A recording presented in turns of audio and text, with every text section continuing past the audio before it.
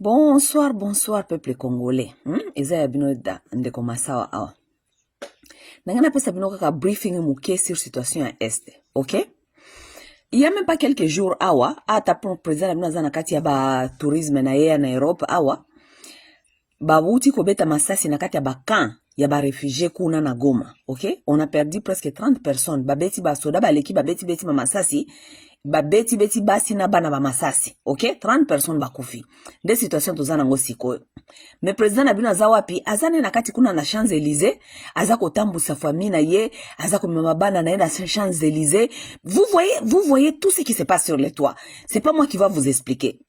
Amemi famille na ye ba kende kokuta na Macron balia na Macron ba sepela awa na kati ya diaspora baza ko yamba ye likolo ya makambu ya tribalisme. Boza ko yamba ye parce que azali mutu ya tribi na bino. Il y a des gens qui ne parlent plus. Na oti kolanda kutu frère moko boya muluba aza koloba ke baza na groupe ya kata batabaluba batu oyo babande ko bundisa Mobutu na Kabila lelo bazaki ko bundisa bango batu ya droit de l'homme même. Lelo balobaka lisusu elo côté pourquoi parce que ekomi likambuya mwana na bango ya Kasai. Mes chers amis, je vais vous dire quelque chose. Il faut savoir que biso nyoso tokoza ba tribaliste soki tolingi, toki koza ba régionaliste soki tolingi. Vous comprenez?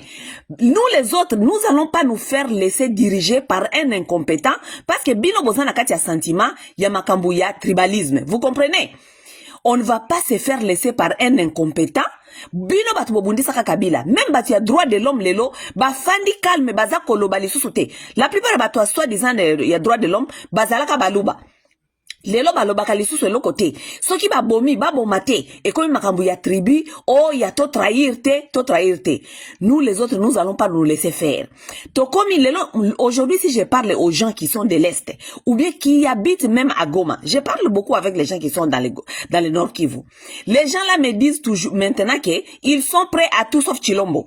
Ils sont prêts même à Nanga, Ayana Batunaye. Vous comprenez que lorsqu'ils sont en train de dire qu'ils sont prêts pour Nanga, ça veut dire que Bazana bango prêt pour la Rwanda, Bayana bango kozwamboka oyo toka bwana. Ils sont prêts. Lelo soki nangana batunaye ba envahir Goma. Il faut savoir que résistance kozala lisusu te. Pourquoi parce que batuana bazali komona ndenge bino bozali ko encourager Tshisekedi soit disant pona monoko ya mboka azali ko sala oyo nyonso alingi président Mobimba tozana kati ya guerre. Dites-moi aujourd'hui ce qui Goma est tombé. Vous allez me dire que les Nord Kivusiens, les Sud Kivusiens doivent se battre.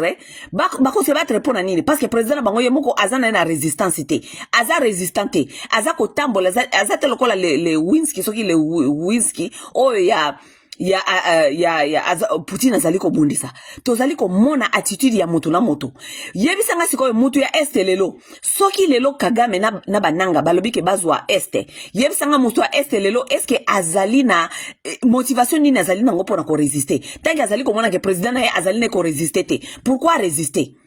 Je vous dis, mes chers amis, il faut le savoir que les gens qui ont à perdre, ce ne sont pas les gens de l'Est.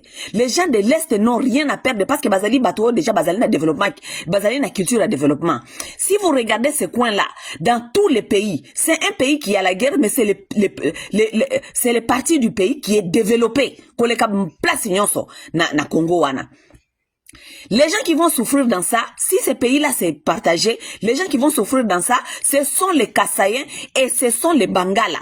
Les gens de Bakongo et les Swahiliphones ne vont pas souffrir.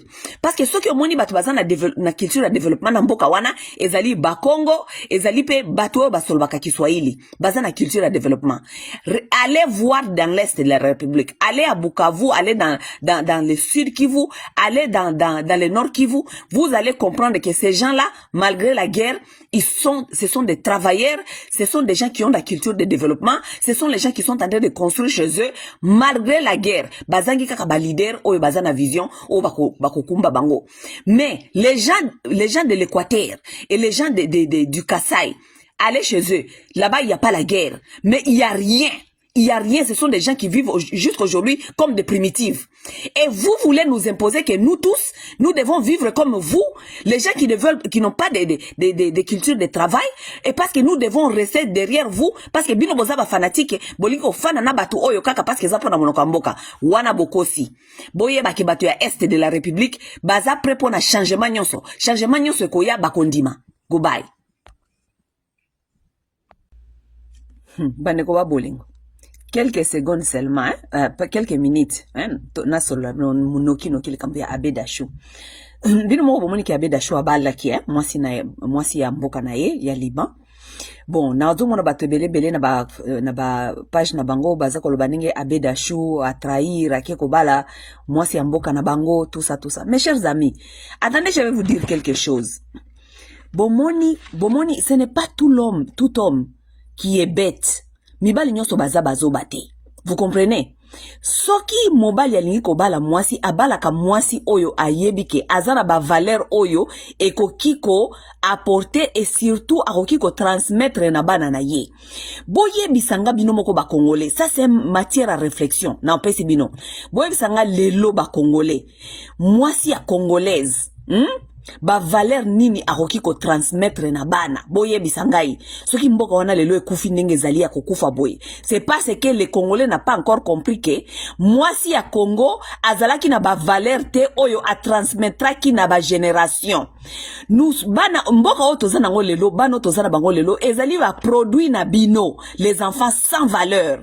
Bazana valeur ya ni ya travail, bazana valeur atamoko te. Au moins tabiso tant tozokola natanga MPR, tozo bazairoise. Natanga MPR tozaka au moins soki ba para baza ko éduquer bana na ndako te, mais bana bazaki koyoka ba devise moko boye, paix, justice, travail. Bana nyonso bakola ki na ba génération ya maréchal, bayeba ki paix, justice, travail, bayeba ki musala. Yango moni bana nyonso bakola ki na tanga maréchal, bandambu na butisi koyo, baza batu ya misala ya komitinda ya komipesa.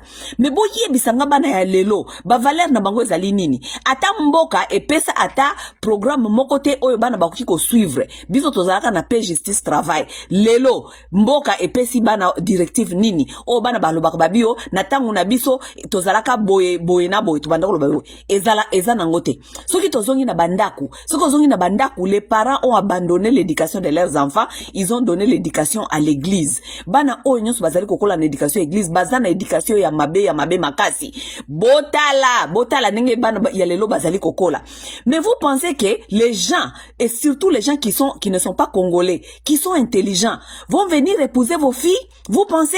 Ba congolais de bazali kobala ba congolaise, parce que ba congolais bango pe mitu le bango zo sala malamote. Vous comprenez?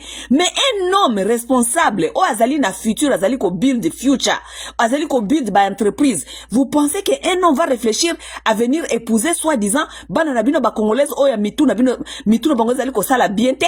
Bana o bazali ba fainéante, bazali ba lazy, ba fandeli make-up, ba fandeli ko yemba, ba fandeli ko shake babudi ko ningisaka ba derrière na ba internet, ba fandeli buzoba. Donc okosola na ba fille ya lelo, baza ata na idée moko te ya vie, baza na maturité te, bana directive te, baza na eloko moko te. Vous pensez c'est tout le monde qui va venir épouser vos filles là? Vous pensez? Non. Batu bakobala bana bino ezaka ba congolais bango moko oyo mituna bango peso sala malamu te. Parce que ba congolais o mituna bango zo sala bien, o bazalo ko luka basi oyo bakobala, oyo bako passer ba valeur, certaines valeurs à leurs enfants, bazako bala ba congolais te, bazako bala ba école mususu. Parce que la femme ce n'est pas la beauté, la femme n'est pas je ne sais pas quoi à l'école na yo, mobile azali na mayele, akoluka mwasi oyo bako construire na ye avenir, mwasi oyo akoye bako pesa bana na ye éducation, mwasi oyo akoye bako tia ba valeur moko boye na bana na ye. Les hommes intelligents ne s'aiment pas partout. Akende ko botisaka n'importe quel mwasi o ayebite ke ba valeur nini akopesa bana na ye. Jamais. Bokoloba o masa afingi ba congolaise te toza kutuna poto awa, mais la plupart ya bana bo bazali na ba prisonniers za bana bino ba africain. Bana bino ba africain bana ba congolais ba tondi na kata ba prison awa. Pourquoi? Parce que ba maman na bango malgré baza na poto, mais baza même pas na ba valeur ko transmettre na bana, n'est-ce pas? Ba valeur tozali ko mona ke bozali ko encourager na ba Facebook, ezali ba valeur ya ba bana ko yaka na bana ba finga ka ba tata na ba internet, boyaka na ba jeune fille na bino bokende ko bali sakaka likolo ya ko bwaki la batu mususu mababe lokola ba peniel, ba yaka ko finga ka ba mibali na internet. Ça ce sont des valeurs. Parce que ce qu'on ba vidéo wana batu bazali ko encourager ba vidéo wana ezali ba maman, ce sont les mères. Donc ça veut dire que ce sont les valeurs transmises que vous êtes en train de transmettre à vos hommes. Vous pensez qu'ils vont épouser vos filles, qui vont venir commencer à insulter les pères et les maris sur les internets? Ce sont les femmes qui encouragent ça. Quelles sont les valeurs que la femme congolaise aujourd'hui peut transmettre à sa fille? Quelles sont les valeurs? Exactement. Ce que ça m'a la Bible était bisambela sambela mwanzalo kwa mutaliboma ezali kofinga ka batata na kofinga ba mibali na internet. Boko yoka yango ya bien. Ba tika abeda shoke ni kobala mwasi ya mboka na bango oya ko transmettre ba valeur ya malonga epa ya bana na ye ya ba arabu kuna soki ya ba libanais. Mwasi na ye wana basi ya ba libanais ba transmettre ka ba valeur ya malonga epa bana bango parce que soki bomoni bana ba libanais bango nyoso bazali ba businessmen bazali ba go getter ba yebi kokende ko luka oya bino eloko te